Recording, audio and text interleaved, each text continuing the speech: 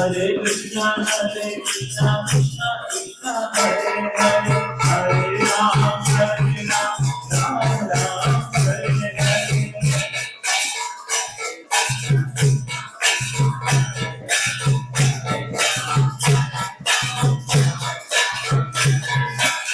Hare Krishna, Krishna Krishna, Hare Hare, Hare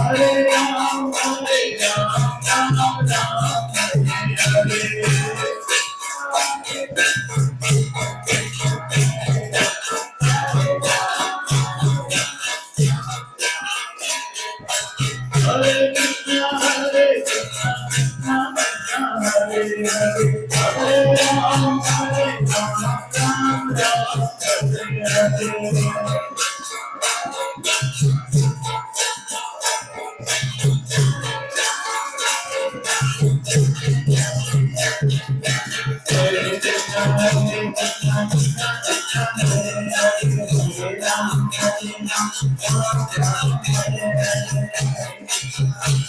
Hare Krishna, Krishna Krishna, Hare Hare, Hare Ram, Ram Ram,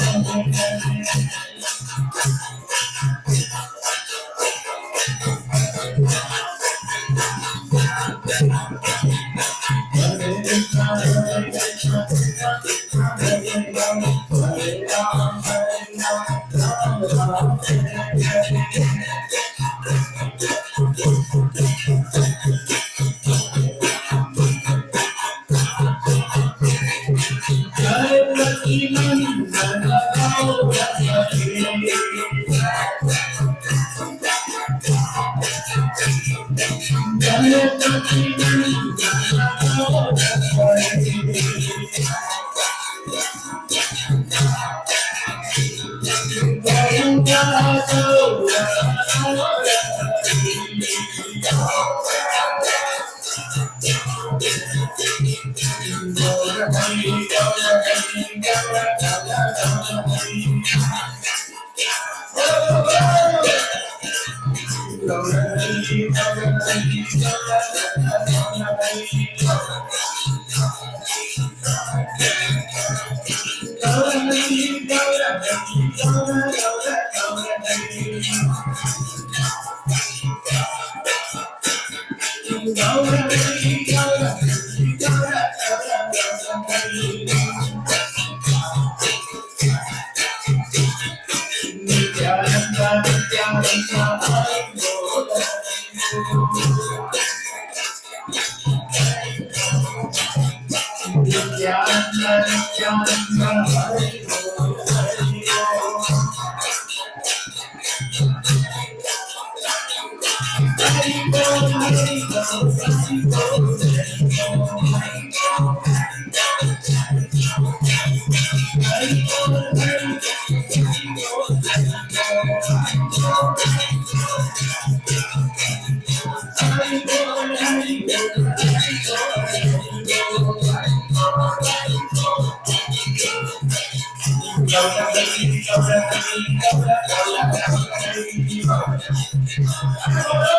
Hare.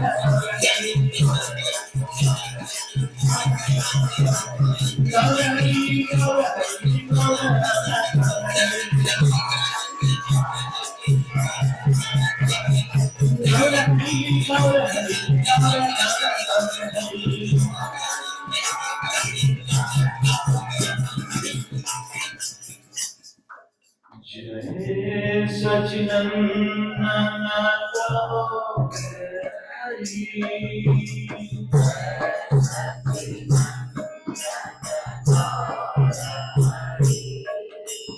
Jaya Sachinandana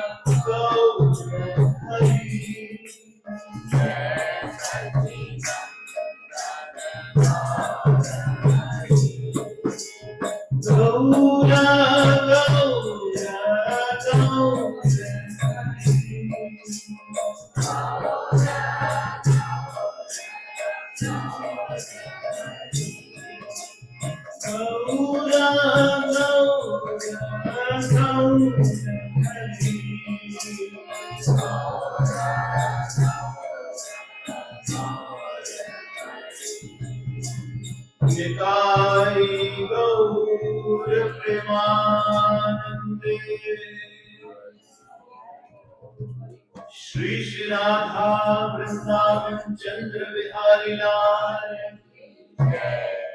Shri Krishna Kripa Murti Madhusudan Babuji ki Shri Bhaktivad Shri Prabhupada ki Om Namo Bhagavate Vasudevaya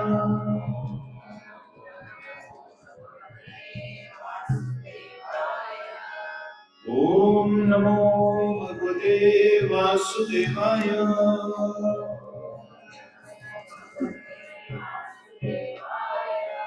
Om Namo Bhagavate Vasudevaya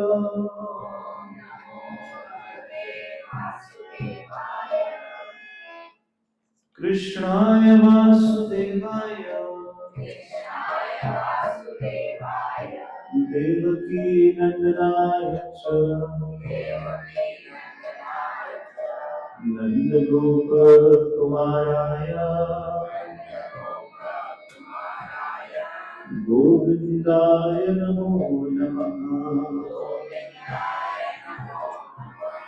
Ye Krishna Karuna Sindhu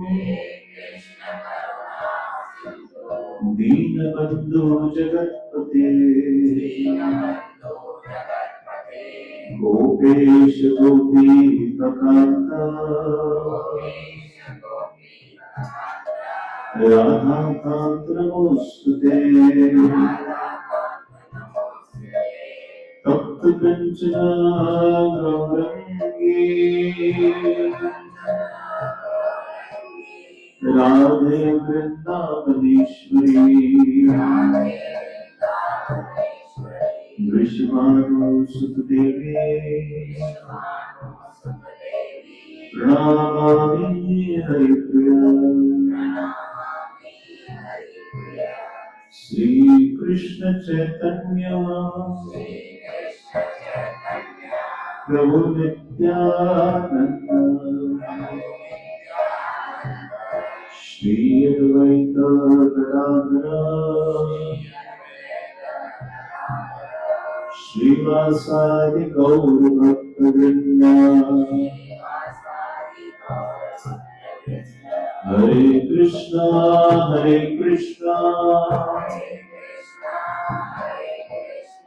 Krishna Krishna Hare Hare Hare Ram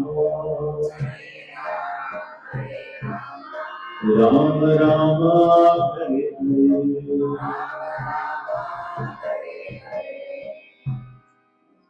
Namo Vishwadaya Krishna Krishnaya Bhutale Srimate Madhusudnaya Bhakti Namini Namaste Madhusudnaya Bhakti Durlabha Krishna Bhakti Vishwakarni Mahaprabhu Vandana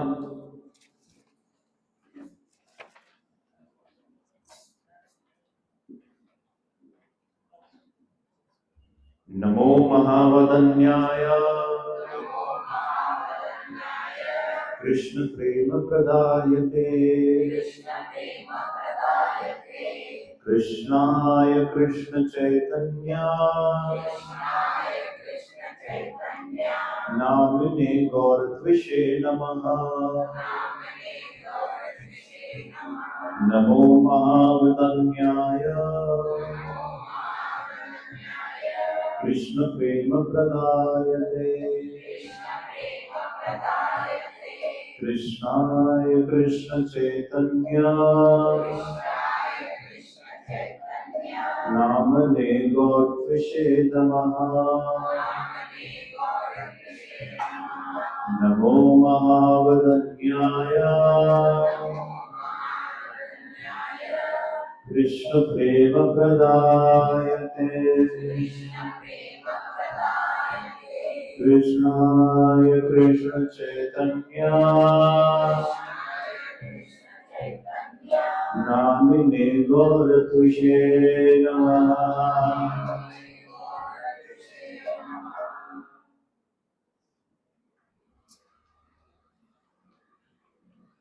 Shri Radhe.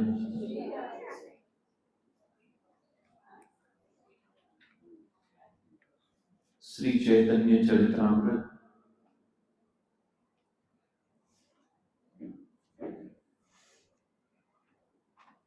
आज हमारी कथा का 5वां दिन है और इस 5वें दिन पर हम आज महाप्रभु की अब गंभीर लीलाओं में प्रवेश करेंगे। कल हमने श्री चैतन्य महाप्रभु की सारी बाल लीलाओं का वर्णन किया।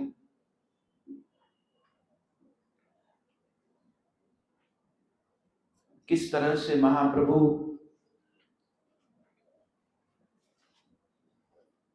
बालकों को गंगा तट पर हरिबोल का कीर्तन करवाते हैं, किस तरह से महाप्रभु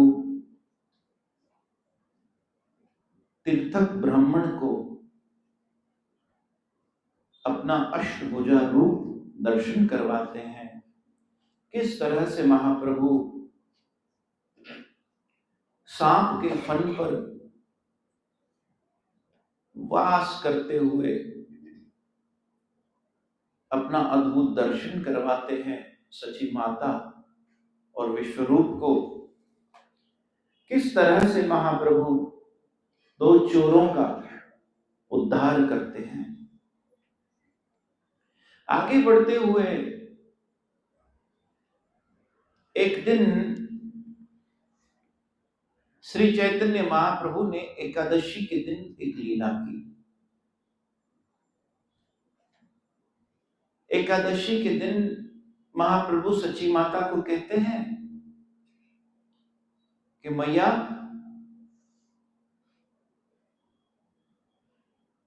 जो आपने बनाया है मैं उसमें से कुछ भी नहीं खाऊंगा। अच्छा निमाई, तो तू क्या खाना चाहेगा?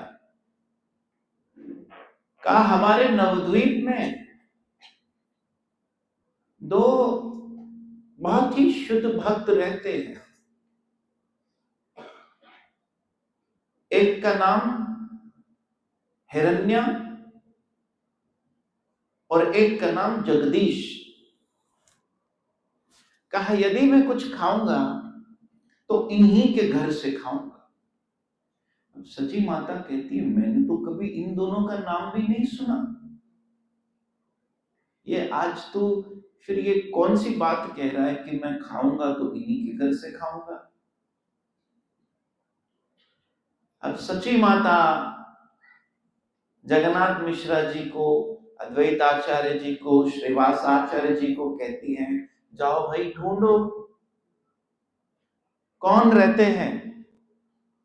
हिरण्य भागवत और जगदीश इस नाम से 2 भाई रहते थे नवद्वीप में, लेकिन वो ऐसे रहते थे बड़े गुप्त रूप से। उनकी जो साधना भी होती थी बड़ी गुप्त साधना होती। सिर्फ 3 बातें किया करते ये भाई। एक हरि नाम लिया करते, हरे कृष्ण कृष्ण कृष्ण हरे हरे, हरे राम राम राम हरे। देखो भगवान किसके घर का खाना चाहते हैं? भगवान किसके घर का खाना चाहते हैं? हम भगवान को भोग लगाएं, ये एक बात है, लेकिन भगवान खुद किसी के घर का खाना चाहे ये दूसरी बात है। जगन्नाथ जी को जगन्नाथ मंदिर में तो भोग लगता ही था, लेकिन फिर भी जगन्नाथ कर्माबाई की खिचड़ी खाने आ जाया करते। कैसी अद्भुत दिव्य कथा थी। कर्माबाई भगवान जगन्नाथ के लिए रोज खिचड़ी बनाती थी और जगन्नाथ जी उसके घर आ जाया करते खिचड़ी खाने। तो भगवान को तो हर कोई कुछ अर्पण करना चाहता है, लेकिन किसका लेते हैं वो, ये उन पर निर्भर करता है। अगर आपके घर में भी ठाकुर जी है और आप भी भोग लगाते हो, तो देखिए यहां महाप्रभु कुछ समझाना चाहते हैं। महाप्रभु की कोई भी लीला सिर्फ सुनने वाली कथा नहीं है। ये तीन बातें करते थे। एक हरि नाम करते थे,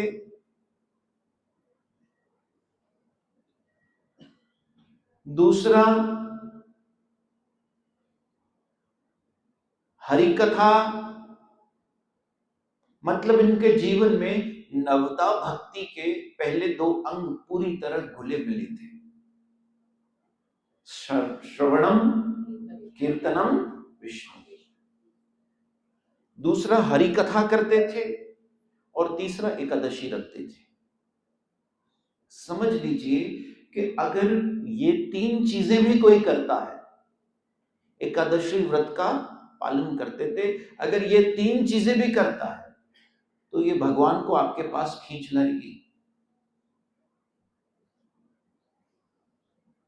और किसी को बताते नहीं थे क्या कर रहे हैं। एक छोटे सा उनका घर था, दरवाजे बंद करके प्रातः सवेरे उठते ही अपना हरि नाम जप में लग जाना। हरि नाम जप करते करते करते करते समय मिला तो फिर भागवत खोलकर भागवत पढ़ लेना, गीता खोलकर गीता पढ़ लेना, रामायण खोलकर रामायण पढ़ लेना। फिर जब रामायण पढ़ ली फिर हरि नाम कर लिया। यह इनका जीवन था। और सही मायने में मैं आप सबसे कहता हूं, कृपया इस चैतन्य लीला का सिर्फ एक अंश ले जाइए, आपका मनुष्य जन्म धन्य हो जाएगा। सिर्फ एक अंश ले जाइए। अभी तो चैतन्य लीला प्रकाशित नहीं हुई है। आज अगर महाप्रभु ने चाहा तो पहली उनकी प्रेम प्रकाश लीला, जब पहली बार उन्होंने राधा भाव प्रकट किया, अभी तो वो बाल लीलाएं कर रहे हैं। पहली बार जब उन्होंने राधा भाव प्रकट किया, आज हम शायद उस विषय तक पहुंचकर उसे स्पर्श कर पाए। लेकिन मैं आप सबसे कहूंगा कि ये 7 के 7 दिन जो हम कथा सुन रहे हैं, ये सिर्फ महाप्रभु की उस प्रेम प्रकाश लीला का एक दर्शन ही है।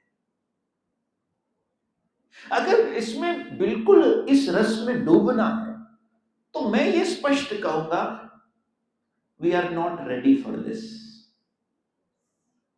हम नहीं है तैयार इसके लिए तैयार ही नहीं है हम। हो सकता है आप में से कुछ ऐसे लोग निकले, और मेरी कैलकुलेशन हमेशा ये कहती है कि 1% से 5% के बीच में ही निकलेंगे। मतलब अगर 100 लोग हैं तो 100 का 1% कितना, एक व्यक्ति निकलेगा, या ज्यादा से ज्यादा 5%, 5। समझिए इस बात को।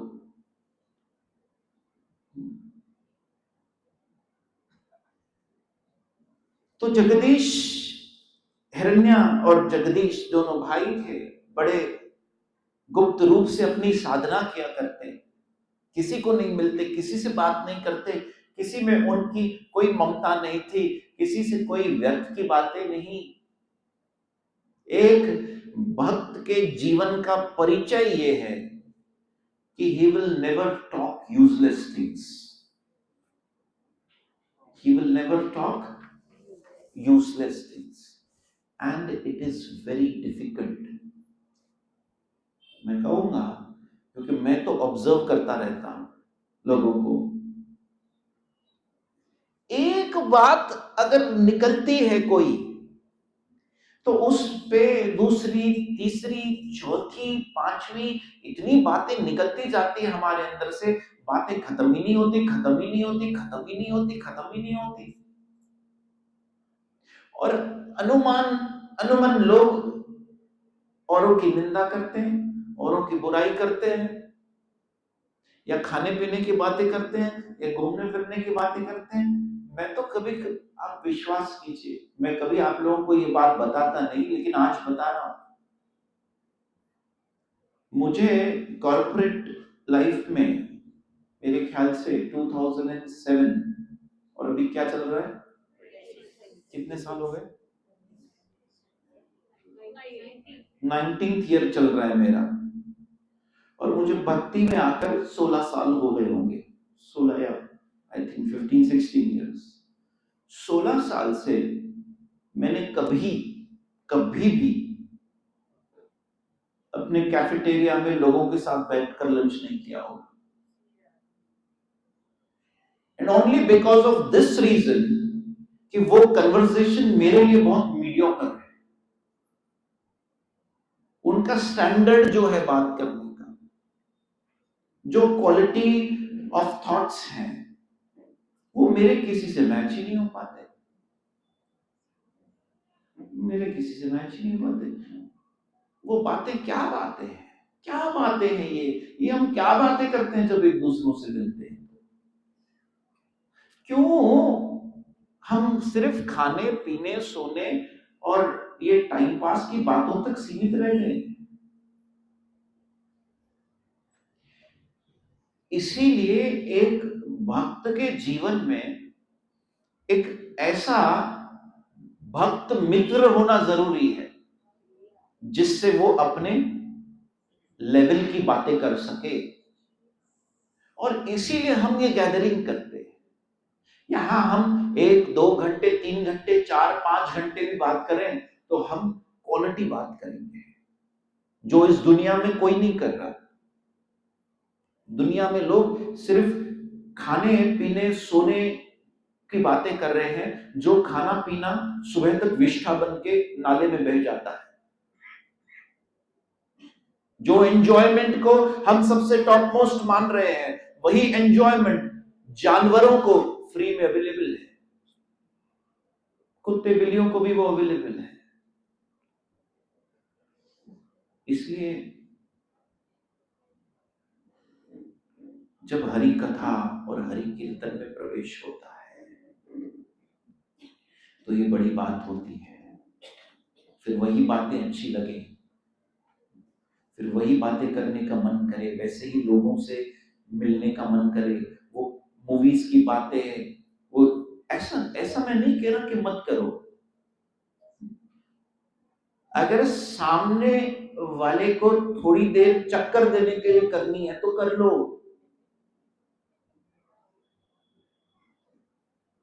क्योंकि उसे डिसरिगार्डेड नहीं लगना चाहिए। लेकिन अपने मन में कैलकुलेट कर लो कि इससे मैं इतनी इतनी देर ये बात करके खिसक लूंगा। इस लेवल का कॉन्शियसनेस होना चाहिए, तब जाके एक धारण शक्ति मन में बैठेगी जिससे हम ये चैतन्य महाप्रभु की लीलाओं को धारण कर पाएंगे। नहीं तो 20 साल बीत जाए, 40 साल बीत जाए, सत्संग सुनते सुनते, नाम लेते लेते, 1 जन्म चले जाए, 100 जन्म चले जाए, कोई फर्क नहीं पड़ने वाला, कोई फर्क नहीं पड़ेगा। क्योंकि तैयार तो मन को होना है ना, आखिर तैयार तो मन को करना है। अगर मन अभी भी ये समझता है that I have to seek enjoyment, मुझे यहाँ एंजॉयमेंट मिलेगी, इसमें मिलेगी, उसमें मिलेगी, ये करने में मिलेगी, इसका मतलब मन हमें अभी भी चक्कर देना चाहता है। हमारे परम गुरुदेव श्रील भक्ति सिद्धांत सरस्वती महाराज, प्रभुपाद जी के भी गुरु, वो कहा करते थे, रोज सुबह उठ के मन को 1000 बार जूते से मारो। Shri Radha that was his words. कितना चक्कर देता है ये मन हमें, आपको पता, कितना घुमाता है, गलत बात को भी सही साबित करे ये मन की चंचलता। हम जानते हैं कुछ गलत है, लेकिन मन अपनी आर्ग्यूमेंट्स रखते रखते रखते रखते रखते आखिर हमसे ये प्रूव करवा देता है कि देखो ये सही है। इसलिए कहते थे सुबह उठ के मन को पहले 1000 जूते मार कि मन, तेरा मन आखिर तू हरिनाम में क्यों नहीं लगता है? तो यहां वहां भाग जाता है, गानों में चला जाता है, मूवीज में चला जाता है, एक एक घंटा रील देख लेता है, लेकिन हरिनाम में क्यों नहीं लगता है?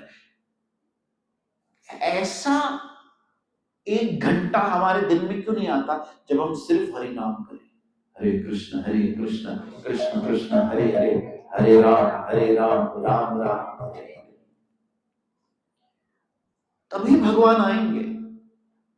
अभी मैं आ रहा था तो लोग गाना गा रहे थे, राम आएंगे तो मैं अंगना सजाऊंगी, राम आएंगे तो मैं, अरे राम आएंगे कब, पहले देखो तो शबरी को। बस 10,000 वर्ष तक गुरु ने कहा बैठ यही राम नाम ले, कोई विचार नहीं, कोई मन में और भाव नहीं, बस राम नाम राम नाम राम नाम लेती रही। उस प्रकार का नाम क्या हम ले रहे हैं? अगर नहीं ले रहे हैं तो कहां से राम आएंगे? महाप्रभु ने सची माता से कहा मुझे इनके घर का ही चाहिए।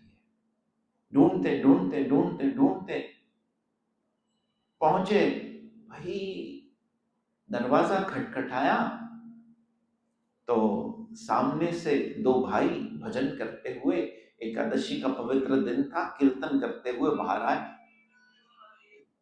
कहा कि क्या आप हिरण्या और जगदीश हैं? कहा हाँ, हम ही हिरण्या और जगदीश हैं। कहा अरे आपको तो हमने सारे नवद्वीप में ढूंढा। आप जानते हैं सची माता का बेटा निमाई कुछ खाता नहीं है, कहता है मैं खाऊंगा तो सिर्फ आप ही के घर का खाऊंगा। तो ये दोनों भाई विचार में पड़ जाते हैं कि वो हमारे ही घर का खाएगा। हाँ हाँ, आप ही के घर का खाएगा। अच्छा, और क्या कहता है? कहता है कि ये दोनों हरिनाम का भजन करते हैं, ये दोनों एकादशी व्रत का पालन करते हैं, और ये दोनों भागवत और हरि कथा करते हैं। इसीलिए तो दोनों एक दूसरे को देखते हैं, अरे हम ये सब करते हैं, ये तो हमारे पड़ोसी को भी नहीं पता, हमने तो आज तक किसी को नहीं बताया। आखिर कौन बता रहा है? मन में बात आई कि ये बात तो सिर्फ हम जानते हैं और भगवान जानता है। ये बात तो सिर्फ हम जानते हैं और भगवान जानता है कि हम एकादशी रखते हैं, भगवान जानता है हम इतनी माला करते हैं, भगवान जानता है कि हम भागवत पढ़ते हैं, ये तो हमारे पड़ोसी तक नहीं जानते। कहा जरूर इस निमाई को देखने जाना चाहिए। सुना तो बहुत है इसके बारे में, लेकिन कभी देखा नहीं। जगदीश और हिरण्य भागवत दोनों अपने घर में जो भी बनाया है उसे एकत्रित करते हैं और ले जाते हैं सची माता जगन्नाथ मिश्रा जी के घर। जब पहुंचे सची माता और जगन्नाथ जी के घर, चैतन्य भागवत में आया है कि जैसे ही वो सची माता के घर में सामने खड़े हुए तो वो घर सची माता का नंद भवन में परिवर्तन हो गए। वो देख रहे हैं कि ये क्या, ये तो नंद भवन है। अंदर जाते हैं तो उन्हें निमाई नजर नहीं आता, उन्हें श्याम वर्ण गोपाल नजर आता है खेलता हुआ। और कभी वो गोपाल गौर रंग में हो जाता है, कभी श्याम वर्ण में रंग हो जाता है, कभी सची माता नजर आती है, कभी यशोदा मैया नजर आती है, कभी जगन्नाथ मिश्रा जी को देखते हैं तो जगन्नाथ मिश्रा नजर आते हैं, कभी नंद बाबा नजर आते हैं। तो एक दूसरे को देख के कहते हैं क्या तुम्हें भी यही नजर आ रहा है? तो वो उसका भाई कहता है, हिरण्य भागवत का जगदीश कहता है, हाँ हाँ मैं भी यही देख रहा हूँ, तुम्हें भी यही नजर आ रहा है। बस इन दोनों को ही ये सब कुछ नजर आ रहा था। उसी समय धरती पर गिर पड़े और गोपाल के चरणों में कहने लगे, प्रभु आपने हमें याद किया, इससे बड़ा हमारे लिए क्या सौभाग्य। आपने हमारे घर का प्रसाद मांगा, इससे बढ़कर हमारे लिए कौन सा सौभाग्य हो सकता है। लेकिन बड़े चतुराई से निमाई बता देते, किसी को बताना मत, ये रूप मैंने सिर्फ आपको प्रसन्न करने के लिए दिखाया है, बस वही करते रहो जो तुम कर रहे हो। मैं तुमसे बड़ा प्रसन्न हूं, मैं तुमसे बड़ा प्रसन्न हूं।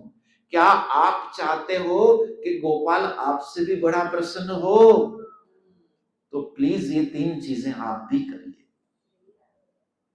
सची माता कहती है निमाई से, निमाई तूने उनके घर का मंगा कर खाया तो क्या अब मेरे घर का नहीं खाएगा? कहा नहीं खाऊंगा मां तेरे घर। कहा क्यों नहीं खाएगा? क्योंकि सच्ची माता एकादशी नहीं रखती थी, सच्ची माता एकादशी नहीं रखती थी। तो कहा मैया मैं तेरे घर का तभी ग्रहण करूंगा जब तू भी एकादशी रखेगी। और तब से सच्ची माता ने भी एकादशी रखना आरंभ कर। तो ये लीला से महाप्रभु एकादशी का महत्व समझा रहे कि एकादशी वो दिन है जिस दिन अन्न में पाप पुरुष का वास होता है। जिस तरह से एक पत्नी अपने पति को रिझाने के लिए या अपने पति की मंगल कामना के लिए करवा चौथ का व्रत रखती है, उसी तरह भक्त भगवान की मंगल कामना के लिए, भगवान की कुशलता के लिए, श्री कृष्ण को प्रसन्न करने के लिए हर 15 दिन में ये एकादशी का व्रत रखता है। और कोई कारण नहीं है ये व्रत का। उस कर्म कांड में मत जाइए कि ये व्रत रखेंगे तो क्या फल मिलेगा, क्या फायदा होगा। बस हमें जो तपस्या करनी है वो कृष्ण की प्रसन्नता के लिए करनी। किया रे झाया तो किया पर जाया। इसलिए एकादशी जो है वो कृष्ण प्रेम प्रदायिनी है। जो एकादशी माता है वो कृष्ण प्रेम प्रदायिनी है। एकादशी के दिन हरि कीर्तन होना चाहिए, एकादशी के दिन कथा होनी चाहिए, एकादशी के दिन नाम संकीर्तन होना चाहिए। ऐसा करने से भगवान श्री हरि बहुत खुश होते और जीव अपने जन्म जन्म जन्म के पाप ताप संताप से मुक्त हो जाता है। जिस तरह से भागवत में महाराज अम्बरीश की कथा आती, महाराज अम्बरीश ने एकादशी का व्रत रखा था और दुर्वासा मुनि जब महाराज अम्बरीश के पास आए, तिथि निकलती जा रही थी और दुर्वासा मुनि स्नान करने चले गए। तो महाराज अम्बरीश ने सोचा जल लेकर मैं एकादशी का व्रत खोल लेता हूं, क्योंकि एकादशी की तिथि तो निकलती जा रही थी। इस पर महाराज अम्बरीश बड़े क्रोधित, दुर्वासा मुनि महाराज अम्बरीश पर बड़े क्रोधित हुए थे और एक अग्नि से, अपने दाढ़ी से एक अग्नि से एक ज्वाला प्रकट की और महाराज अम्बरीश के पीछे छोड़ी।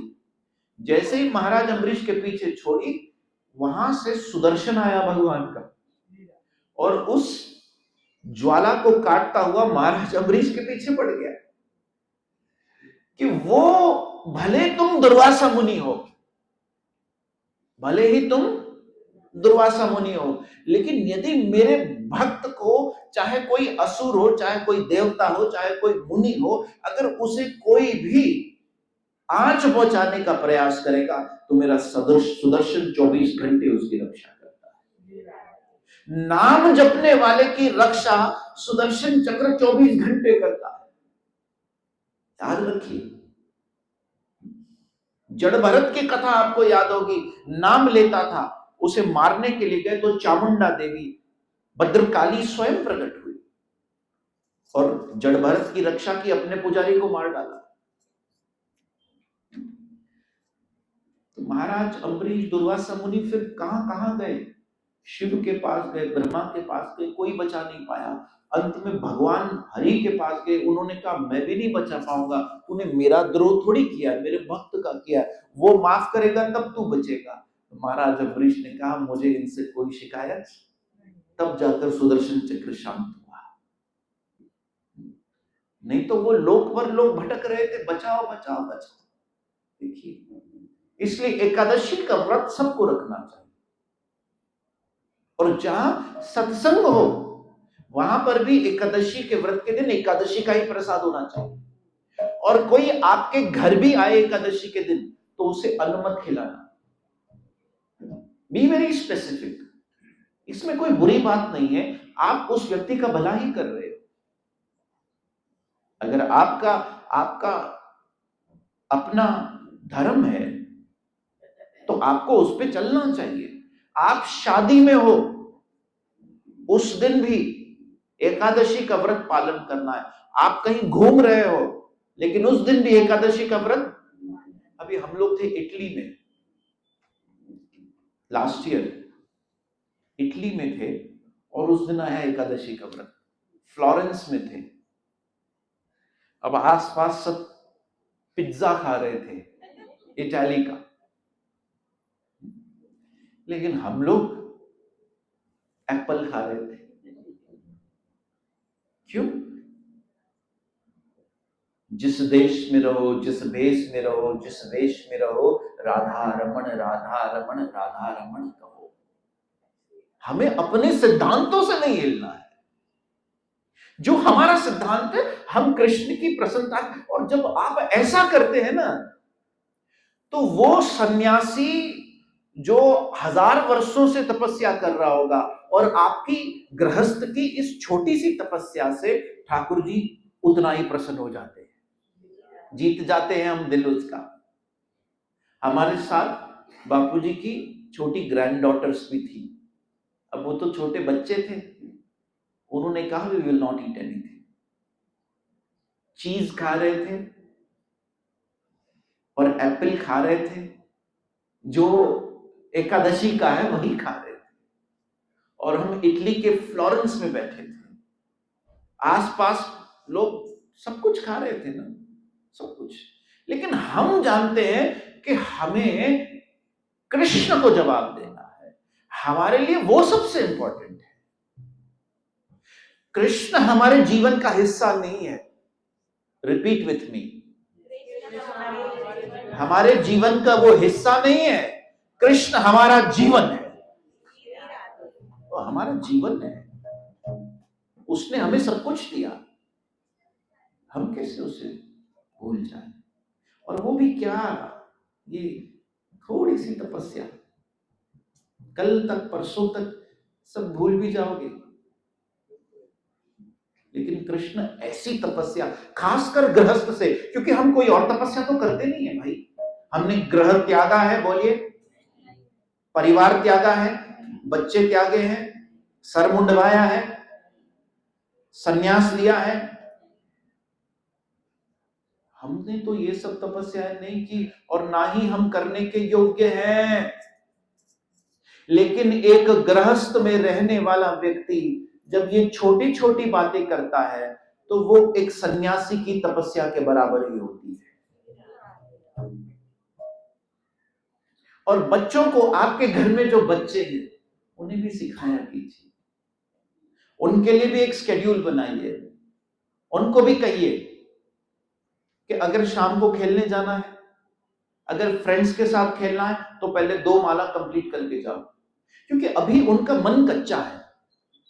अब उनके अंदर वो धीरे धीरे प्रवेश करता जाएगा, तो कहीं आगे चल के उनको ये बहुत काम आएगा। लेकिन जब वो बड़े हो जाएंगे, फिर आप आकर कहो राधे श्याम जी, हमारा बेटा ऐसा हो गया है, आप कुछ समझाओ उसको। अब क्या फायदा, अब तो वो समय निकल गया।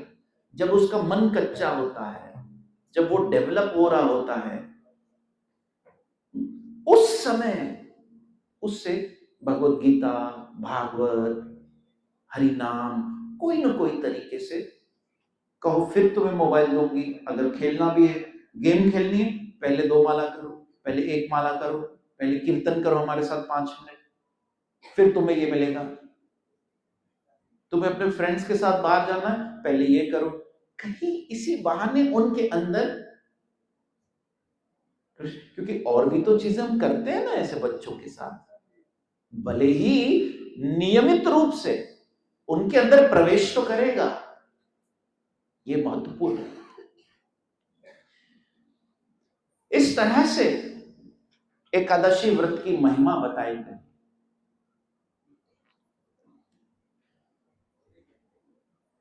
अब श्री चैतन्य महाप्रभु के जो भाई थे वो 16 वर्ष के हो गए, महाप्रभु 8 वर्ष के हो चुके थे। बड़े हो गए ना महाप्रभु, अभी धीरे धीरे धीरे धीरे करके। महाप्रभु को तो जगन्नाथ मिश्रा जी ने स्कूल में, जो उस समय का गुरुकुल था नवद्वीप का, और उस समय नवद्वीप का बड़ा अद्भुत काल चल रहा था, समय चल रहा था कि बहुत बड़े बड़े विद्वान, जैसे इस समय हम कहें सबसे ज्यादा विद्वान काशी में हैं,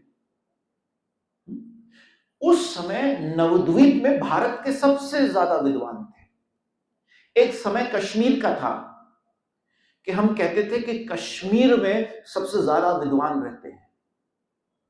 फिर तो कश्मीर की काया ही पलट गई बाद में। लेकिन एक समय था जब नवद्वीप विद्वानों की नगरी माना जाता था। तो चैतन्य महाप्रभु को जगन्नाथ मिश्रा जी ने एक गुरुकुल में बिठाया और कहा इन्हें सिखाओ। अब महाप्रभु, मैंने आपको कल बताया कि पहले तो जब बचपन में ही, अब तो वो बड़े हो गए हैं, लेकिन बचपन में जब उन्होंने क ख ग सीखने गए तो जो टीचर सिखाते थे उससे ज्यादा तो वो टीचर को सिखा के आ गए थे। सुबह तो टीचर उनको घर भी ले आया वापस। तो जगन्नाथ मिश्रा जी ने कहा कि क्या हुआ, कुछ इसने उदंड मचाया, कुछ मस्ती की, आप इसे वापस क्यों ले आए? कहा नहीं भैया, ये पढ़ने नहीं आया, ये पढ़ाने आया है। क्योंकि महाप्रभु ने पूरे कक्षा के जो दीवार होती है उस पर क से लेके कहां तक होती है बारह खड़ी, मुझे तो याद भी नहीं है कहां तक, ठीक है जेड तक होती है। सारे भगवान के नाम लिख दिए थे कक्षा में।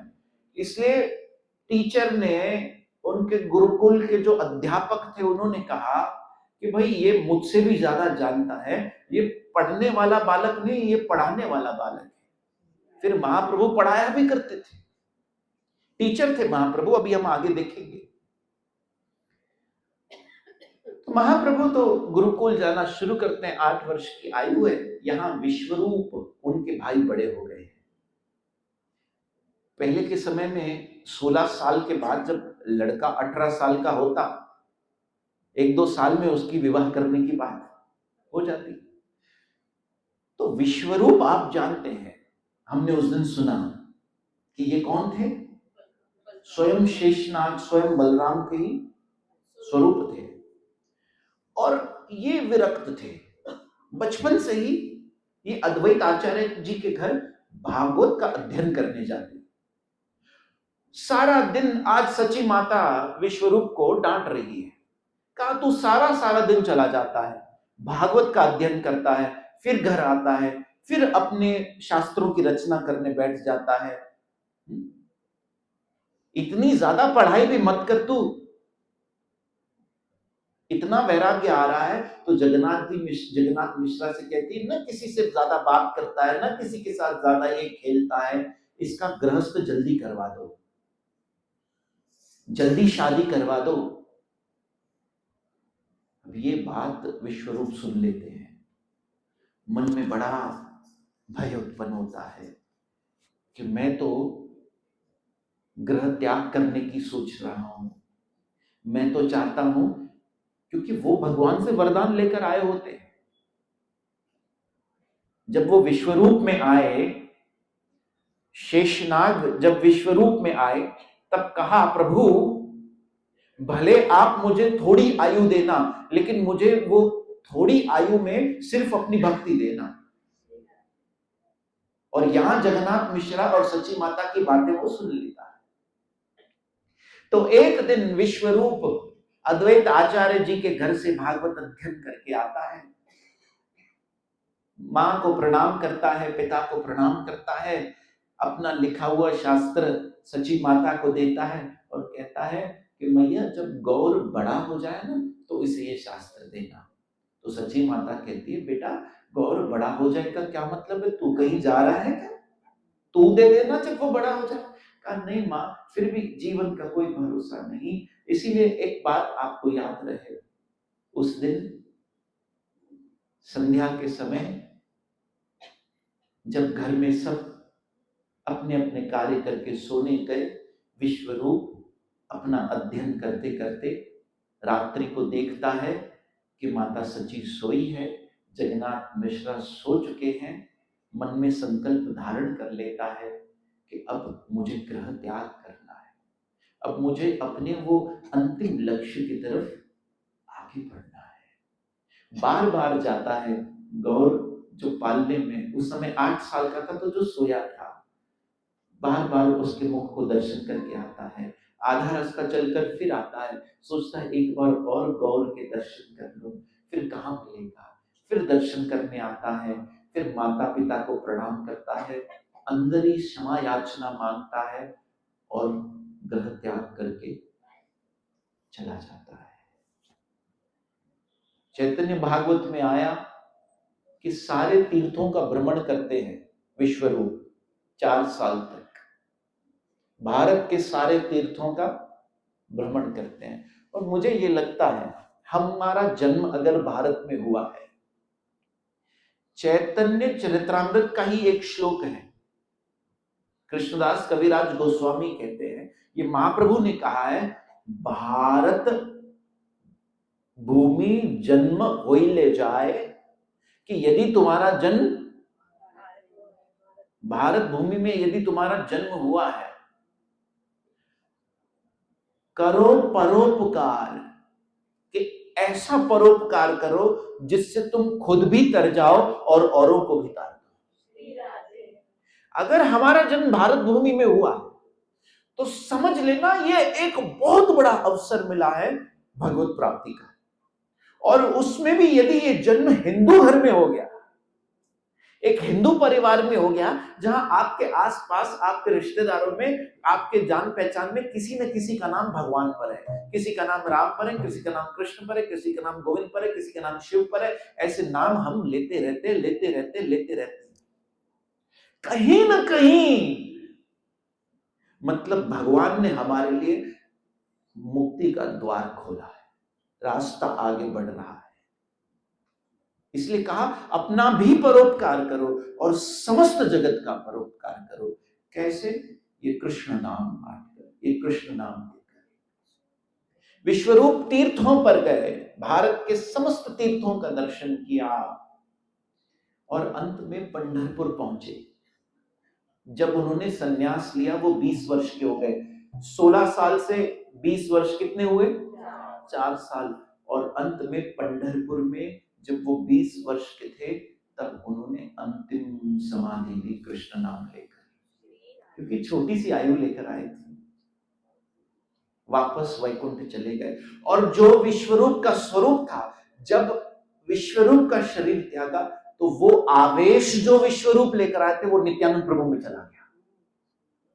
अभी नित्यानंद प्रभु की एंट्री नहीं हुई है लीला में, होगी। गौर निताई का मिलन होगा, बड़ा अद्भुत मिलन है ये गौर निताई का, ये एक बड़ा अद्भुत मिलन है। इसलिए वो आवेश, जिस भाव को विश्व रूप लेके आए थे, वो भाव कहां चला गया? नित्यानंद प्रभु में। नित्यानंद प्रभु प्रकट हुए हैं एक चक्राधाम में। नवद्वीप में एक स्थान है जिसको कहते हैं एक चक्रधाम नित्यानंद राम। एक चक्रधाम नित्यानंद राम। एक चक्रधाम नित्यानंद राम। एक चक्रधाम नित्यानंद राम। नित्यानंद नित्यानंद नित्यानंद राम। नित्यानंद नित्यानंद नित्यानंद राम। तो इस तरह से विश्वरूप जी इस संसार से अंतर्ध्यान हो गए। आगे जगन्नाथ मिश्रा सची माता जब सुबह उठे नींद से, तो देखते हैं कि विश्वरूप घर पर नहीं है। सची माता तो पागल सी हो जाती। कभी अद्वैत आचार्य के घर दौड़े, कभी श्रीवास आचार्य के घर दौड़े, कभी इससे पूछे, कभी उससे पूछे, कभी गंगा तट पर देखे, लेकिन देखती है कि वो कहीं नहीं आता। सर पीट पीट कर रोने लगती। हाय मेरा बेटा चला गया मुझे छोड़कर, हाय विश्वरूप तू चला गया, हाय चला गया। गौर हरि भी रोने लगे कि विश्वरूप चला गया। लेकिन फिर जाकर सची माता और जगन्नाथ मिश्रा को महाप्रभु ने संभाला। कहा मैया मैं हूं ना मां, मैं हूं, मैं तेरा ख्याल रखूंगा मां। लेकिन आने वाले समय में गौर हरि भी संन्यास लेने वाले, ये भी एक रहस्य खुलेगा धीरे धीरे। देखो यशोदा के जीवन में विरह था, यशोदा के जीवन में विरह था। क्यों ये विरह था आप समझोगे धीरे धीरे। यहां जगन्नाथ मिश्रा जी जब महाप्रभु 10 वर्ष के हो जाते हैं, 2 साल बीत जाते हैं, जगन्नाथ मिश्रा जी बिल्कुल एक तरह से शांत हो गए हैं।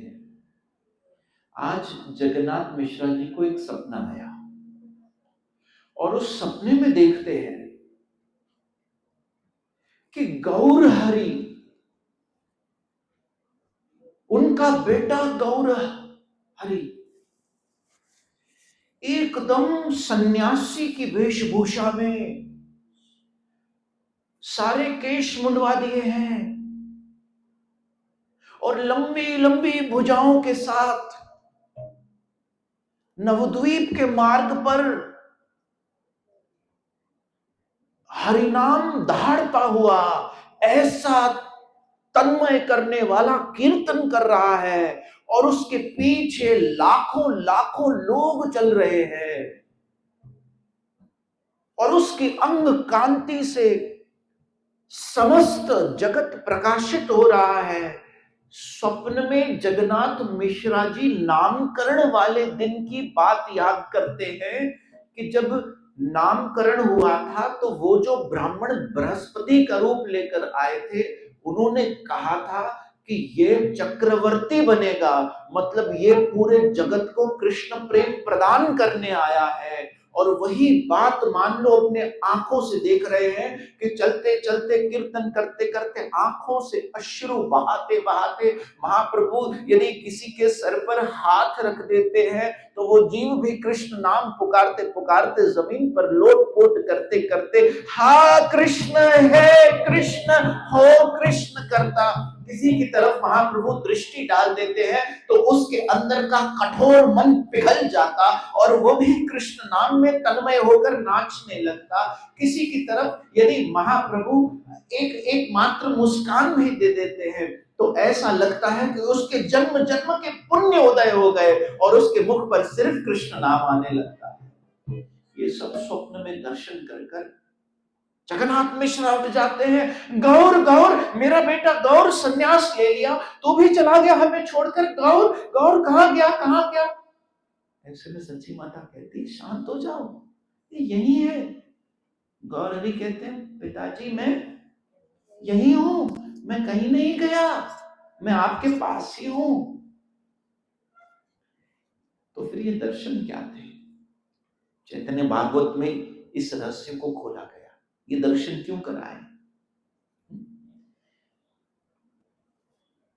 राजा दशरथ और मां कौशल्या कौन थे आपको पता है? हाँ, ये मनु और शत्रुपा थे। मनु और शत्रुपा ने भगवान से प्रार्थना की थी कि हमें आप हमारे पुत्र के रूप में प्राप्त हो। अब भगवान ने कहा था मैं अवश्य तुम्हें पुत्र के रूप में मिलूंगा, लेकिन राजा दशरथ ने एक चीज और मांगी थी। कहा प्रभु आप जब हमें पुत्र के रूप में मिलो ना, तो हमारी आप में ऐसी आसक्ति हो कि जैसी माता पिता की बच्चे में होती है, यानी कि हमें पता ही ना हो कि आप भगवान, हम आपको सिर्फ और सिर्फ क्या माने। और उसके साथ साथ एक और चीज मांगना चाहूंगा। कहा क्या? कहा जब मेरा अंतिम समय आए ना, तो आपसे दूर होने का जो भाव होता है जिसे विरह कहते हैं, मेरे अंदर आपके लिए विरह उत्पन्न हो और उस विरह में मैं अपने शरीर को छोड़ू। तो भगवान ने कहा तुम वरदान मांग रहे हो या शाप मांग रहे हो? लेकिन ये रामायण में लिखा है, ये तुलसीदास जी की रामायण में लिखा है, ये मांगा गया था। कहा क्यों ये मांगना चाहते हो? कहा देखो प्रभु, अगर आप हमारे साथ रहोगे तो हो सकता है कुछ और स्मरण हो जाए, किसी और वस्तु की स्मृति हो जाए, लेकिन यदि आप हमारे आंखों के ओझल रहो और हम मात्र आप ही का चिंतन करते रहे, आप ही को याद करते रहे, आप ही के विरह में शरीर का त्याग हो, तो उससे बढ़कर कोई और मृत्यु नहीं हो सकती, उससे बढ़कर कोई और अंत नहीं हो सकता प्रभु। इसीलिए भक्ति में वियोग को या विरह को सर्वश्रेष्ठ उपाधि दी गई है। श्रील रूप गोस्वामी जी अपने शास्त्र में कहते हैं कि गोपियों के सामने या राधा रानी के सामने जब कृष्ण होता तो कितना होता? एक ही कृष्ण होता ना, एक ही जगह नजर आता कृष्ण यहां खड़ा है। लेकिन जब कृष्ण मथुरा चले गए और वृंदावन में गोपियां और राधा रानी विरह में चली गई, फिर राधा रानी को कृष्ण एक नहीं हजारों हजारों नजर आते, जहां देखती वहां कृष्ण नजर आते। बादलों की तरफ दृष्टि जाती तो कहती ये मेरा श्याम है, देखो इसका रंग बिल्कुल श्याम जैसा है। भंवरे की तरफ नजर जाती, देखो श्याम भी ऐसा ही था। किसी फूल की तरफ, किसी लता पता की तरफ, किसी कलकल बहती यमुना की तरफ, तो उन्हें कृष्ण ही याद आता, उन्हें हर समय कृष्ण याद आता। That remembrance of Krishna in separation burns all the attachment for the world. जो आग में आप तिनके डालो, लकड़ी डालो, छोटी सी चीज डालो, वो क्या करती है? जला देती है। इसलिए भक्ति में उत्पन्न हुए विरह में बड़े से बड़े आसक्ति जलकर राख हो जाती है और व्यक्ति का मन शुद्ध और पवित्र हो जाता है, पवित्र हो जाता है।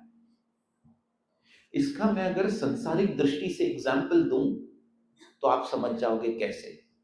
जैसे जब इंसान हमारे साथ जी रहा होता है ना, तब हम उसकी बुराई भी करते हैं, उससे झगड़ा भी करते हैं, उसकी निंदा भी करते हैं, उसके बारे में उल्टा सीधा भी करते हैं, लेकिन जब वो दुनिया से चला जाता है सब कहते हैं बहुत अच्छा आदमी था, सब अच्छाइयां निकलती हैं फिर उसकी। आपने देखा है किसी मैयत में लोग बैठकर बुराइयां याद कर रहे हैं? हाँ, ये कैसे हुआ? अब जब वो चला गया, उससे वो बिछोड़ा जब अंदर कहीं उत्पन्न हुआ तो मन में पवित्रता आई, मन में सारे कलमश चले गए, नेगेटिविटी चली गई उस व्यक्ति के प्रति। फिर तो उसे हार पहनाया हमने, जीते जी तो उसे जूते भी ना मारे, सिद्धांत कही। ये एक बहुत ही श्रूर तरीके से मैंने उदाहरण दिया है ताकि हम कुछ रिलेट कर पाए। लेकिन समझने वाली बात ये है कि जो विरह है वो सिर्फ भगवान उन्हीं को देते हैं, उन्हीं को देते हैं जिनके जीवन में शुद्ध प्रेमा भक्ति आ सकती है। इसलिए जगन्नाथ मिश्रा जी को चैतन्य महाप्रभु ने अपना गौर हरि रूप दर्शन करवा दिया, क्योंकि अब जगन्नाथ मिश्रा जी का काल समाप्त हो रहा था। वो इस रूप का दर्शन नहीं करने वाले थे। अब जब जगन्नाथ मिश्रा जी ने देखा कि यहाँ तो महाप्रभु यहीं बैठे हैं, सची माता यहीं बैठी है, कोई सन्यास नहीं लिया, लेकिन वही विरह जब उन्होंने गौर के दर्शन सपने में किए, वही उन्हें सारा समय याद आता रहता, सारा समय उसी का चिंतन करते रहते, न किसी से बात करते, न किसी को बोलते, बस गौर हरि गौर हरि गौर हरि गौर हरि भज गौरंग कहो गौरंग लई गौरंगेर नाम ले, बस बोलते रहते गौरंगा गौरंगा सारा समय। अब उनका वो विरह किसमें बदल गया? चिंतन में। सची माता कहती अरे वो यही है, लेकिन वो तो उस सन्यासी रूप का जो गौर हरि का दर्शन किया था वो उन्हें उस विरह में याद कर रहे हैं, उसे याद कर रहे हैं। और एक दिन जगन्नाथ मिश्रा जी आखिरी सांस लेते हैं, नवद्वीप के गंगा के तट पर जब आखिरी सांस ले रहे होते, महाप्रभु गौर हरि उनके सामने चरणों में होते, कहते हैं एक मुझसे वादा कर कि मेरे दुनिया से जाने के बाद तू मेरा पिंडदान गया में कर आएगा। कहा हाँ पिताजी, मैं आपसे वचन देता हूं। कहा अब मुझे जाते जाते कीर्तन नहीं सुनाएगा? बस महाप्रभु अद्वैताचार्य सारे महाप्रभु के जो छात्र थे जिनको महाप्रभु सिखाया करते, वो सब एकत्रित होते हैं, करताल मृदंग लेते हैं और हरिनाम संकीर्तन आरंभ करते हैं। हरे कृष्णा कृष्णा कृष्णा हरे राम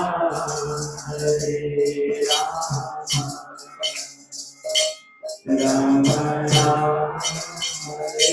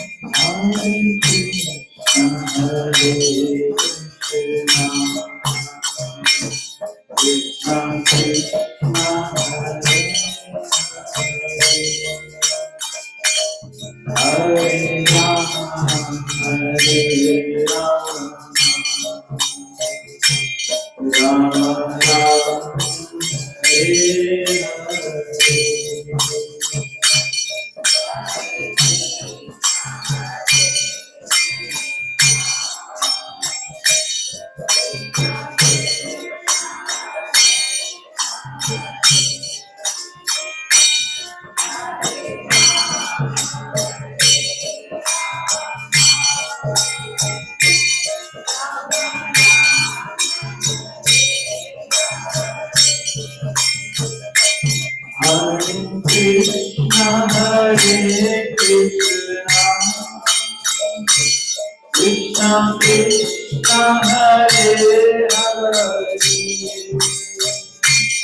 हरे राम राम राम हरे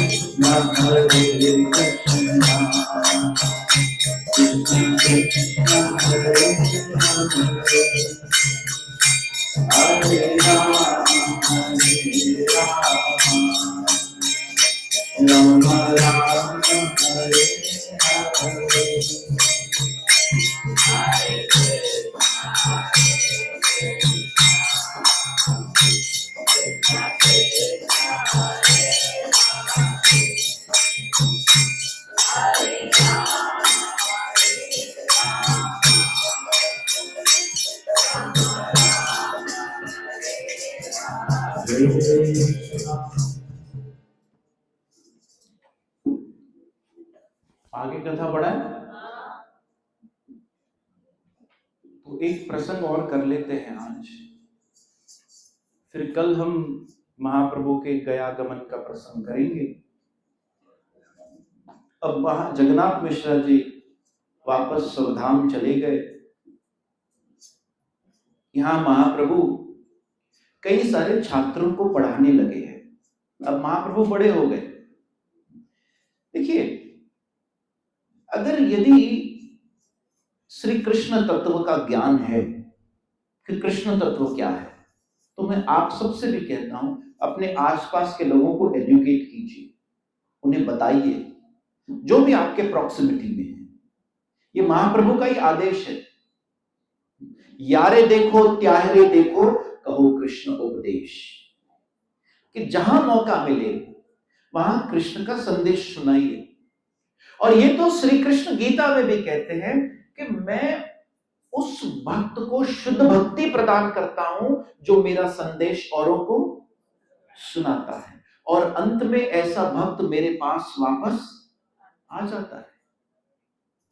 इसलिए यारे देखो त्यारे देखो, महाप्रभु अब अध्यापक बन चुके हैं, टीचर बन चुके हैं, व्याकरण जानते हैं, संस्कृत का सारे शास्त्र महाप्रभु कंठस्थ करते हैं, सबों को वो सिखाने लगते हैं, व्याख्याएं देते हैं संस्कृत की। ऐसे में महाप्रभु का नाम अब पड़ जाता है निमाई पंडित। अब चैतन्य महाप्रभु को नवद्वीप किस नाम से जानने लगा है? निमाई पंडित।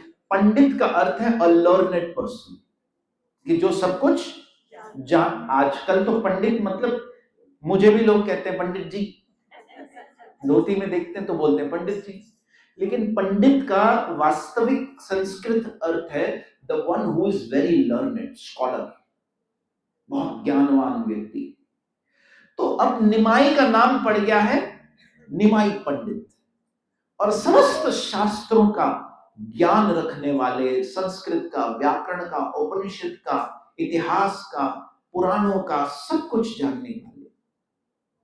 अब ऐसे में उस समय मैं आपको बता रहा था कि नवद्वीप में एक अलग काल था। नवद्वीप विद्वानों की नगरी थी, और उस समय कश्मीर का एक पंडित था जिसका नाम था केशव कश्मीरी। समझिएगा ये कथा।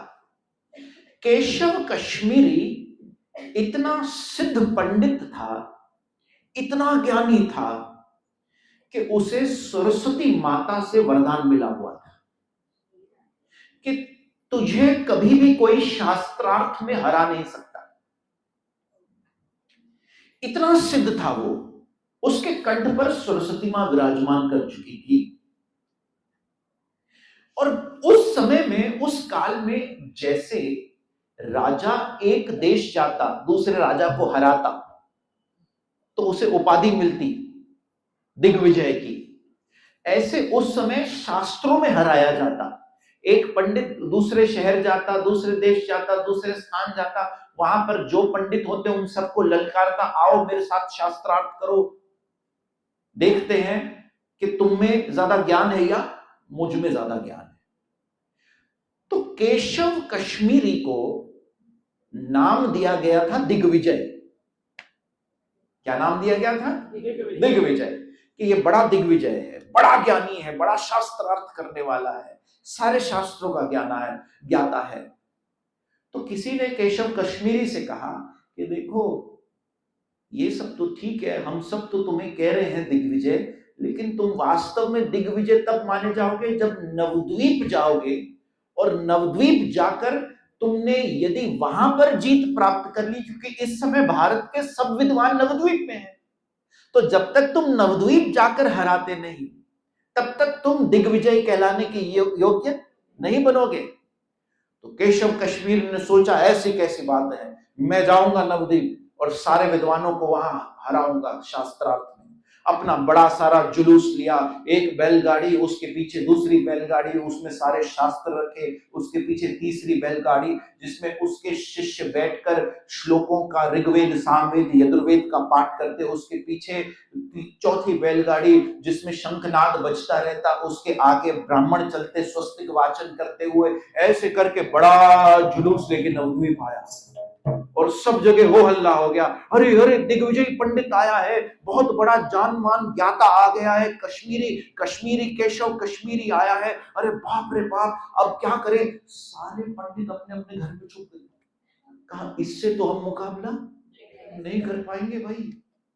तो सबों ने सोचा एक है नवद्वीप में जो कुछ कर सकता है। निमाई से कहा, निमाई केशव कश्मीरी आया है और पूरे नवद्वीप में घूम रहा है,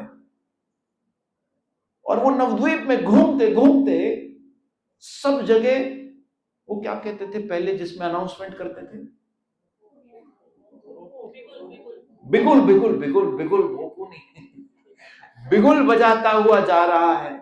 एक एक गांव में एक एक घर के बाहर रुकता, अरे कोई है मेरे साथ विद्वान, कोई पंडित बचा है नवद्वीप में या नहीं।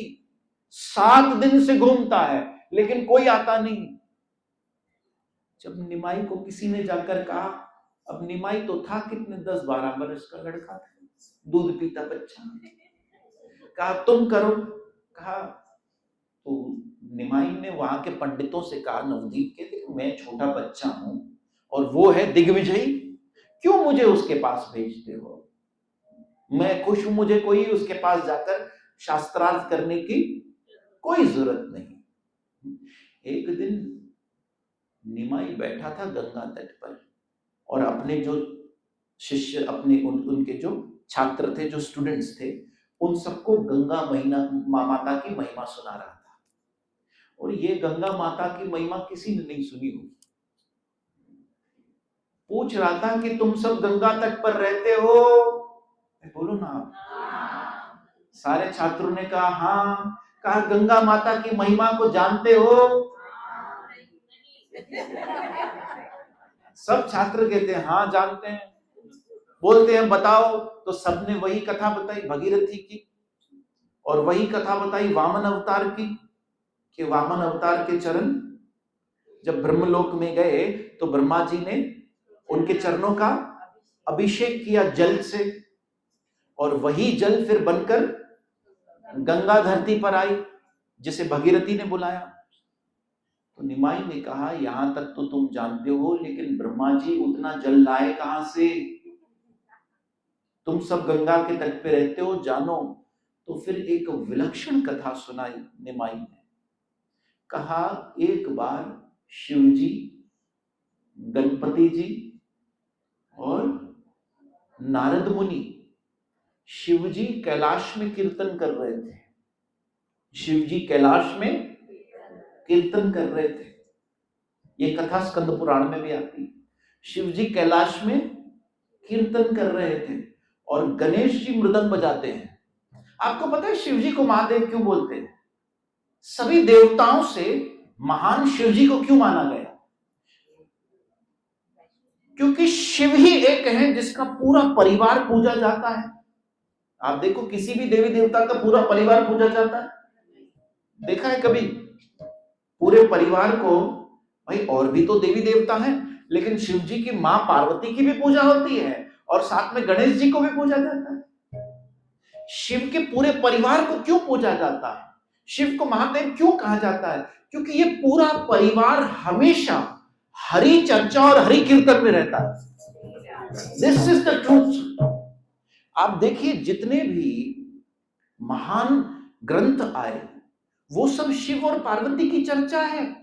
पद्म पुराण उठा लीजिए, वो सब शिव और पार्वती की चर्चा है। और पद्म पुराण में क्या है? सारी हरि कथा, सारी हरि की बातें हैं। यहां तक कि श्रीमद् भागवत का भी सबसे पहला पाठ किसने किया था? शिव ने। किसे सुनाया था? पार्वती को। मतलब ये जो परिवार है इनमें कभी कलह नहीं होता, कभी झगड़ा नहीं होता, कभी अनबन नहीं होती इनमें, क्योंकि ये सब जब भी होते हैं तब बैठकर हरि कथा और कीर्तन करते हैं। तो कैलाश में शिवजी कीर्तन गा रहे थे। अब सोचिए वो कंठ जिसे हम नीलकंठ कहते हैं, उस कंठ से, उस समाधि त्रस्त, उस समाधि मस्त शिव के मुख से जब भगवान का कीर्तन निकले तो वो कैसा होगा, कैसा होगा। और मृदंग बजाने का कार्य किसका था? नहीं, ये तो सचिन है। लेकिन कैलाश में गणेश जी मृदंग, आपने एक तस्वीर देखी होगी मृदंग बजाते हुए गणेश जी की। वो गणेश जी मृदंग, आप सोचिए गणपति साक्षात मृदंग बजाए, वाह वाह वाह। और नारद मुनि वीणा बजा रहे हैं। आप सोचिए कैसा कीर्तन रहा होगा। तो ये महाप्रभु कथा सुना रहे हैं अपने छात्रों को कि ये कीर्तन की ध्वनि गोलोक तक गई। ये जो कीर्तन था शिव का, ये कहां तक गया? गोलोक तक गया। और ये गोलोक में कीर्तन सुन के स्वयं गोलोक विहारी कृष्ण कैलाश पर आ गए। देखिए कीर्तन भगवान को खींचता है अपनी ओर। एक कीर्तन की पुकारी है जो हमेशा भगवान को खींच कर लाया है। एक पुकार ही है। भक्त को वास्तव में कभी भगवान तक पहुंचना नहीं पड़ता, उसे सिर्फ बैठकर पुकारना है, कृष्णा। मुझे सच सच बताइए, प्रहलाद नरसिंह के पास गया या नरसिंह प्रहलाद के पास आया? शबरी राम के पास गई या राम शबरी के पास आए? क्लियर है ना बात? द्रौपदी द्वारकाधीश तक गई या द्वारकाधीश द्रौपदी तक आए? द्वारकाधीश द्रौपदी तक आए। ध्रुव नारायण तक पहुंचा या नारायण ध्रुव तक आए? ये सब क्या कर रहे थे? ये सब पुकार रहे थे। और उसी को हरिनाम संकीर्तन कहते हैं। इसलिए गोलोक विहारी स्वयं भगवान को कैलाश आना पड़ा। और फिर वही लीला हुई। याद है पहले दिन पर या दूसरे दिन पर हमने जगन्नाथ के पिघलने की लीला सुनी थी। लेकिन आज क्या हुआ? आज श्री कृष्ण भोलेनाथ का ये मधुर संकीर्तन सुनकर रोने लगते हैं। कृष्ण के आंखों में अश्रु आने लगते हैं। और जब कृष्ण रोने लगते हैं तो ब्रह्मा जी सोचते हैं इन आंसुओं को ऐसे व्यर्थ नहीं जाने दे सकते। तो श्लोक आता है कि ब्रह्मा जी अपना करमंडल निकालते हैं। ब्रह्मा जी का करमंडल कितना होगा? और सारे श्री कृष्ण के जो कृष्ण पिघलते पिघलते पिघलते पिघलते आंसुओं से बिल्कुल जल में परिवर्तन हो गए। From solid to liquid state. जैसे बर्फ को आप एक टेम्परेचर पर बाहर रख दो तो वो क्या होने लगती है? पिघलने लगती है। ऐसे ही एक पहले हरि कथा से कृष्ण ने दिखा दिया कि मैं पिघलता हूं, और अब इस कथा में हरि नाम से दिखा रहे हैं कि मैं ये नाम सुनकर पिघल जाता हूं। कृष्ण जल में परिवर्तन हो गए। इसलिए गंगा जी का एक नाम है ब्रह्म, एक नाम है, किसी को पता है? शाबाश है जिसने ब्रह्मपुत्र बोला। अरे ब्रह्मपुत्र दूसरी नदी है, नहीं। चलो ये होमवर्क आपके लिए। उस नाम का अर्थ ये है कि जल रूप में ब्रह्म, ब्रह्म जो किस रूप में है? जल रूप में, मतलब भगवान जो जल में परिवर्तन हो गया। और जब फिर वामन अवतार में चरण आए वामन जी के, तब उसी अश्रुओं से वही श्री कृष्ण जो पिघलकर जल में परिवर्तन हो गए थे, उससे अभिषेक किया गया और वही फिर जटाधारी शिव के ऊपर बहती हुई पृथ्वी लोक में गंगा आए। बोलो गंगा मैया की। तो ये महिमा श्री चैतन्य महाप्रभु सुना रहे थे और सामने से केशव कश्मीरी आया, क्योंकि किसी ने बोला जाओ जाओ गंगा तट पर जाओ, वो निमाई बैठा है। और यहां से जैसे ही देखते हैं तो शंख बजने की आवाज, ओम पूर्णमिदं पूर्णस्य स्वस्तिक वाचन स्वाहा। बड़े बड़े ब्राह्मण आ रहे हैं, स्वस्तिक वाचन हो रहा है, गर्जनाएं गूंज रही है, ढोल ताशे बज रहे हैं। अरे भाई कौन आया कौन आया कौन आया? तो देखते हैं बड़ा छत्र लेकर उसके आगे पीछे छात्र घूम रहे हैं, लोग उसकी बड़ी मान सम्मान, उसका अगर दुपट्टा नीचे आ रहा है तो लोग हाथ से उठाकर चल रहे हैं। देखा कौन है? कहा ये दिग्विजय पंडित केशव कश्मीरी है। कहा निमाई बड़ा नाम सुना है तुम्हारा।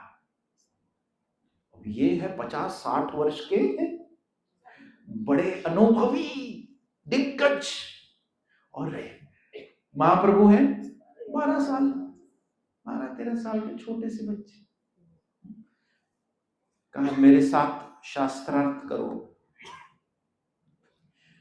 महाप्रभु ने कहा अभी शास्त्रों की बातें क्या करूं, एक काम करिए आप, ये गंगा मैया यहां बह रही है, पवित्र पवित्र गंगा कल कल बहती है, आप गंगा माता की महिमा में कुछ सुना दीजिए।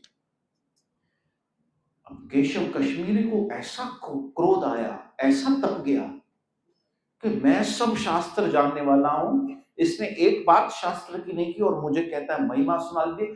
उसी समय खड़े खड़े केशव कश्मीरी ने 100 नए श्लोक गंगा की स्तुति में रच दिए और ऐसे फर्राटे से कहता गया, फड़फड़ फड़फड़ फड़फड़ फड़फड़ कहते कहता गया कि सुनने वाला सुने तो छोड़ो, किसी को समझ में तो बात की बात है, सुनने वाला सुन भी ना पाए ठीक से। ऐसे 100 श्लोकों की स्तुति गंगा मैया पर गा दी। अब सब आसपास सन्नाटा, एकदम शांति, सब एक दूसरे के मुंह देख रहे हैं कि अब निमाई क्या कहेगा। कहो निमाई मेरी स्तुति कैसी लगी? निमाई ने कहा कि मैं आपकी स्तुति में से 5 दोष और 5 गुण बता सकता हूं। और भड़क गया और तब गया कि गुण तो ठीक है लेकिन मेरी स्तुति में दोष? चक्रवर्ती स्वयं दिग्विजयी जो सारे भारत के विद्वानों को हराकर यहां आया है, उसकी स्तुति में दोष? यदि आप आज्ञा दे तो बताओ। अब उसने अपना मन मारकर जानना चाहा। अब श्री चैतन्य महाप्रभु ने ये भी पूछा, बताओ कहां से बताऊं, पहले से बताऊं, अंत से बताऊं, बीच से बताऊं? और गुस्से हो गया, बताओ बताओ तुम कुछ भी बताओ। तो कहा मध्य से बताता हूं, क्योंकि ऐसा लगेगा लास्ट का बताया तो शायद इसको याद है, अभी तक पहले वाला याद नहीं होगा, इसलिए एकदम बीच से बताया। कहा बीच का, और उस गंगा की स्तुति में 5 व्याकरण की संस्कृत व्याकरण की मिस्टेक्स बता दी कि ये तुमने गलत कहा, यहां पर ये पहले कहना चाहिए था, और संस्कृत में कुछ दोष होते हैं, उन दोषों का नाम ले लेकर बताया। ये 5 1 2 3 4 5, ये 5 गलती तुमने की। अब मैं आप लोगों को बता सकता हूं, बड़े डिटेल में लिखा है, लेकिन आएगा किसको समझ में, इसलिए समझो। 5 1 2 3 4 5। अब तो उसने अपने बाल पकड़ लिए। कहा अब 5 अच्छे गुण बताऊं? कहा नहीं सुनने। इसी में मेरा सर घूम गया कि मेरे वाकई में ये 100 श्लोक, इसमें इसे मध्य के श्लोक भी याद थे, और उन श्लोकों में मेरी जो त्रुटियां थी संस्कृत व्याकरण की, जो मैं भी नहीं सोच सकता था, वो इसने ज्यों कि त्यों मुझे बता दी। ये तो थर थर कांपने लगा, और यहाँ निमाई गंगा मैया की जय बोलकर चल दिए। ये तो पागल हो गया। इसे याद आई सरस्वती माँ कि मुझे तो सरस्वती माँ ने वरदान दिया। मन में आया कि ये क्या कहेंगे लोग कि वो जो दिग्विजयी पंडित है वो एक दूध पीते बच्चे से हार गया। एक बार मन में विचार आया कि भाग के गंगा में प्राण त्याग दूं। फिर सोचा एक बार मां सरस्वती से तो पूछूं कि आपने ऐसा क्यों होने दिया। आपने मुझे वरदान दिया था कि इस भारत भूमि का कोई नर तुझे नहीं हरा पाएगा। दौड़ कर गया, समाधि में बैठा, मां सरस्वती के मंत्र का आह्वान किया। मां सरस्वती प्रकट हुई, रोते रोते कहता है मां मैं कहीं का नहीं रहा, आज मेरा बड़ा तिरस्कार हुआ। कहा बेटा बता तो सही क्या हुआ। कहा आज एक दूध पीते 12 वर्ष के बच्चे ने मेरा पराजय कर दी, मुझ पर जीत पा ली। कहा बेटा तू चाहता क्या है। मैं चाहता हूं, आपने मुझे कहा था कि मुझे कोई नर नहीं हरा सकता, तो ये कैसे संभव हुआ। कहा बेटा मैंने तुझे कहा था नर नहीं हरा सकता, लेकिन वो स्वयं नारायण है। कहा क्या बात कर रहे हैं आप, वो स्वयं भगवान है। कहा मैं उसी की दासी हूं, उसी की सेवा करती हूं, मैं कैसे तुझे उसे जीतने देती। और देख बेटा हरि के सामने हारने में ही भलाई होती है। बस जैसे ही मां सरस्वती ने ये बताया, रोता रोता केशव कश्मीरी पहुंच गया निमाई के घर और निमाई के चरण में गिर पड़ा। मुझे क्षमा करो, पाहि माम कृष्ण केशव पाहि माम। आप साक्षात कृष्ण हैं, कृष्ण केशव पाहि माम, कृष्ण केशव पाहि माम। राम राघव रक्षा माम, राम राघव रक्षा माम। आज तक मैं अपने अभिमान के कारण अपने ज्ञान से लोगों को नीचा दिखाता रहा, लेकिन आज मुझे समझ में आया कि जो ज्ञान होता है वो जीव को विनम्र बनाता है। गीता में कृष्ण कहते हैं विद्या विनय संपन्ने, कि जिसमें विद्या आती है उसमें साथ में विनयता आ जाती है। और ज्ञान का एक ही अर्थ होना चाहिए, श्री कृष्ण की प्राप्ति। अगर वो ज्ञान कहीं भी और गया तो पतन ही करेगा। ये कहकर केशव कश्मीरी भी कृष्ण नाम लेकर नृत्य करने लगते हैं। आइए हम सब आज के सत्संग को यहीं इस कीर्तन पर विराम देते हैं। लेकिन कल की कथा आपको बता दूं, बड़ी महत्वपूर्ण है, क्योंकि महाप्रभु का कल विवाह है। जैसे हम सब रुक्मणी विवाह मनाते हैं, देखिए ऐसे ही था ना। कल परसों महाप्रभु का जन्म हुआ या कल हुआ? कल। और अब महाप्रभु का कल विवाह होगा विष्णु प्रिया के साथ, और उसके बाद गया गमन का आरंभ होगा। और कल कौन सा दिन है? और परसों बस। तो अब तक तो गया गमन की कथा ही होगी खाली। तो आगे तो पूरी जगन्नाथपुरी की जो लीला है, जो राधा भाव की लीला है, ओ चलो फिर हम करेंगे। हम थोड़ी संन्यास ले रहे हैं। तो आइए